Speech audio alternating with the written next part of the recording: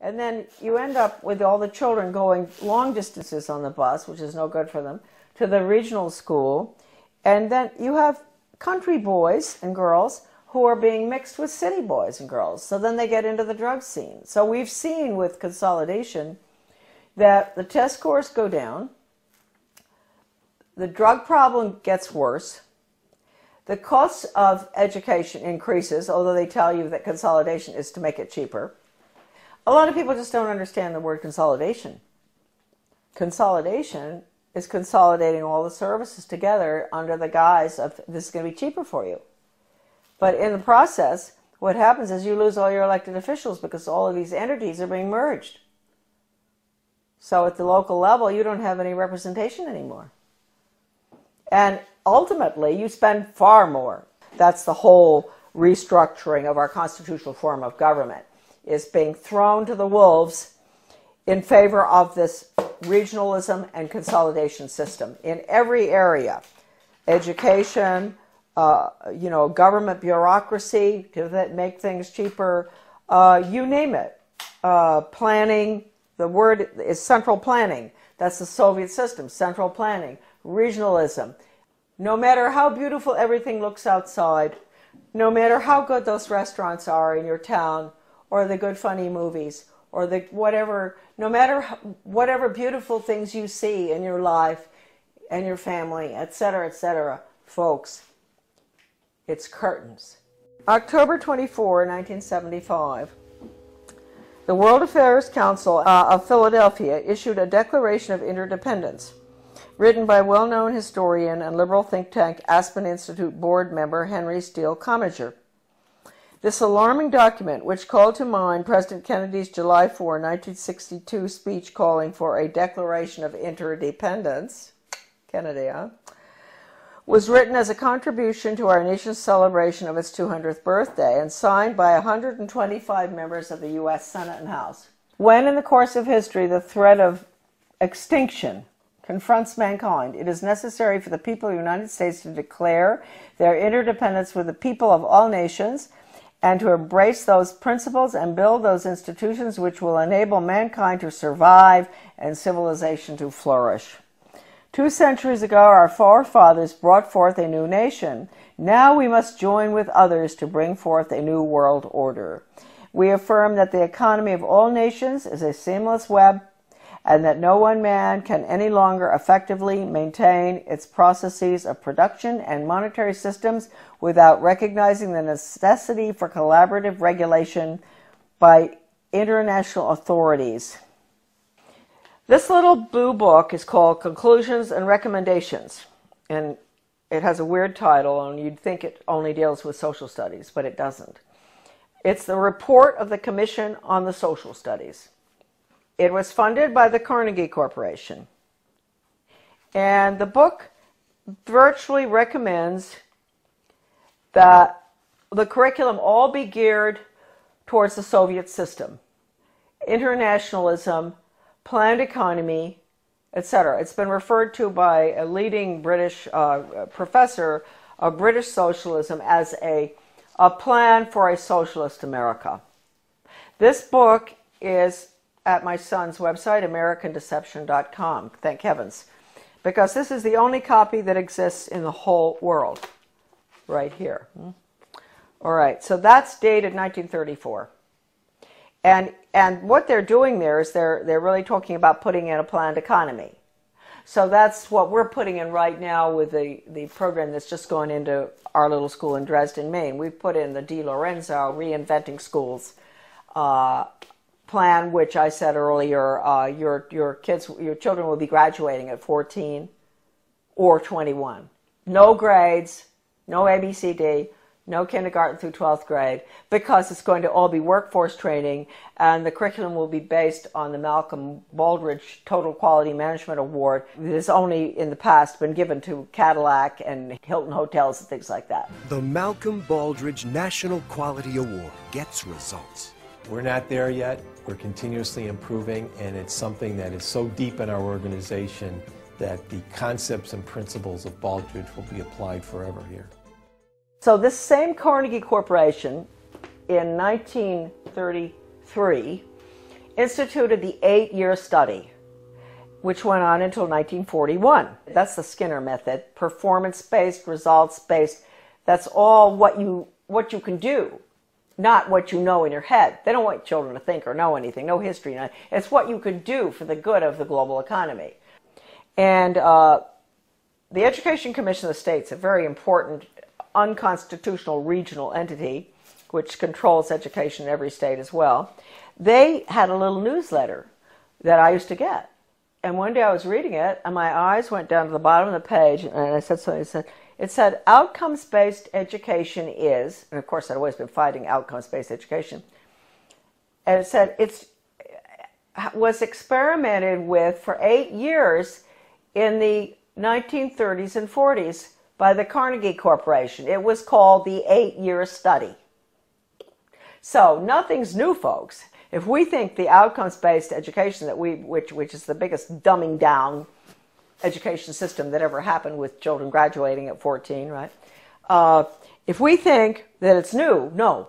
It came from the 8-year study, which again was Carnegie. Okay. Now Carnegie, we might as well mention this at the same time.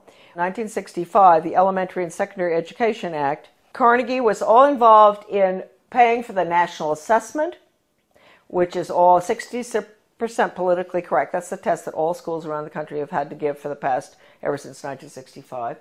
Now it is 60% politically correct. Your kids' ideas on global warming, sustainable development, a world government, the fact that the Constitution's outmoded, all that.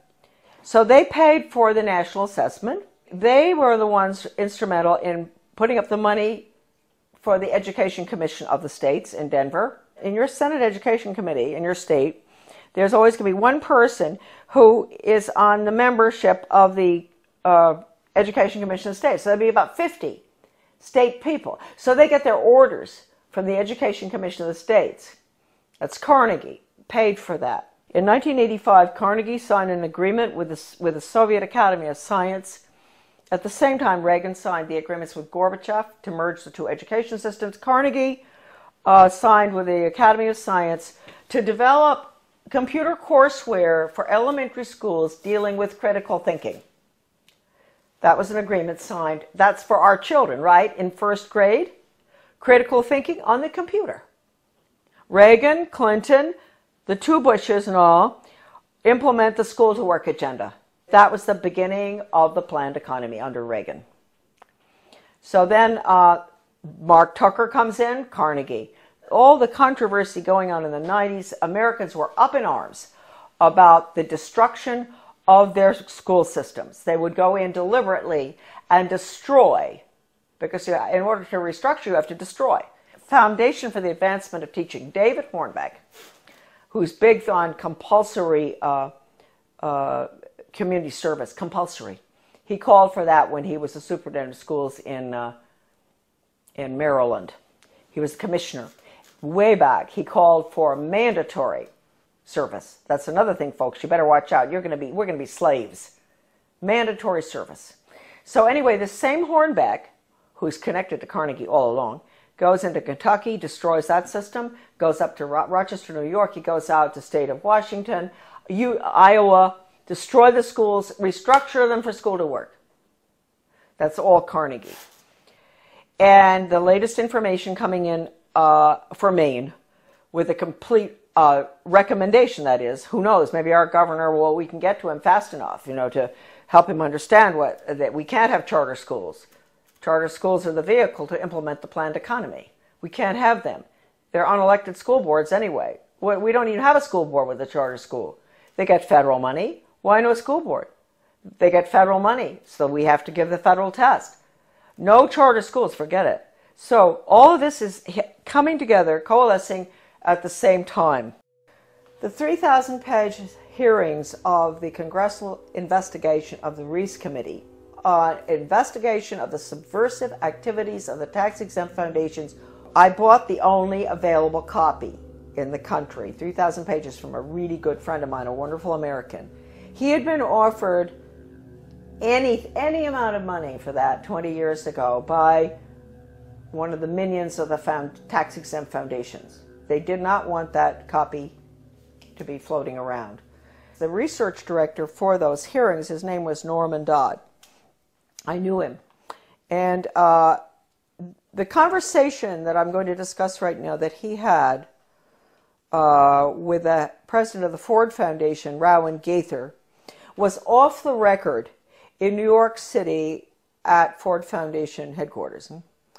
And Norman Dodd told me over dinner in Washington, D.C., in a restaurant in Georgetown, Rowan Gaither said to him, Mr. Dodd, you know, basically, we at the foundations, we don't determine the agenda.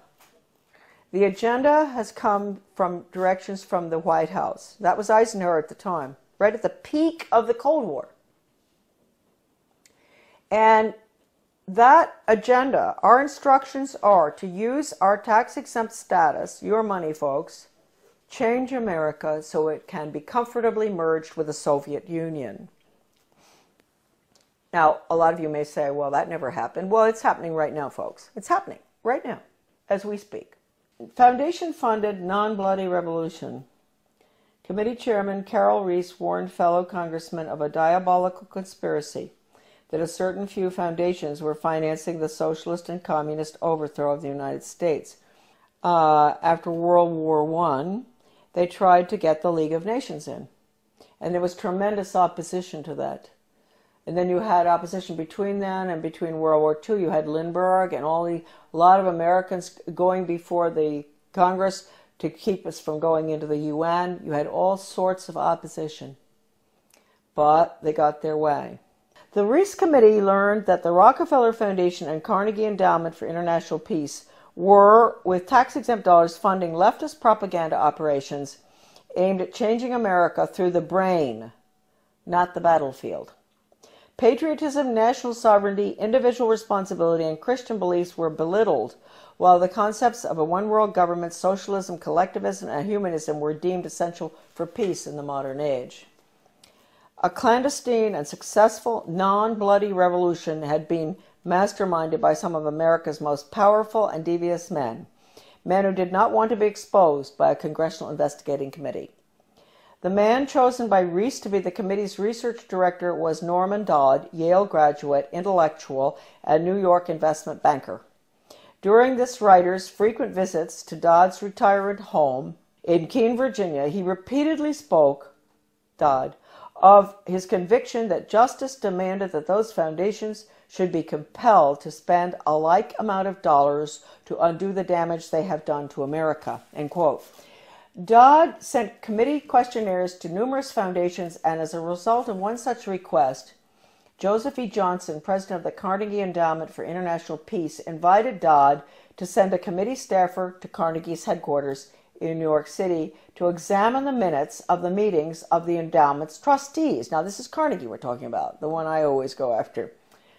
These minutes had long since been stored away in a warehouse, and obviously Johnson, who was a close friend of former Carnegie president and Soviet spy Alger Hiss, had no idea what was in them. Don't forget, Alger Hiss headed up the UN in San Francisco. He was the head of the whole thing, world government.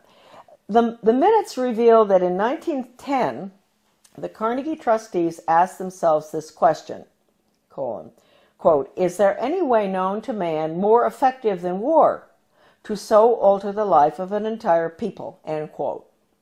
This is in the minutes. For a year, the trustees sought an effective, peaceful method to alter the life of an entire people. But ultimately, they concluded that war was the most effective way to change people. Oh, God. World War I. Horrible war. Oh, God. I mean, it made every other war look like nothing. Consequently, the trustees of the Carnegie Endowment for International Peace next asked themselves, quote, how do we involve the United States in a war? And they answered, quote, we must control the diplomatic machinery of the United States by first gaining control of the State Department. Now, don't forget, this is 1910. Norm Dodd said that the trustees' minutes reinforced what the Reese Committee had uncovered elsewhere about the Carnegie Endowment.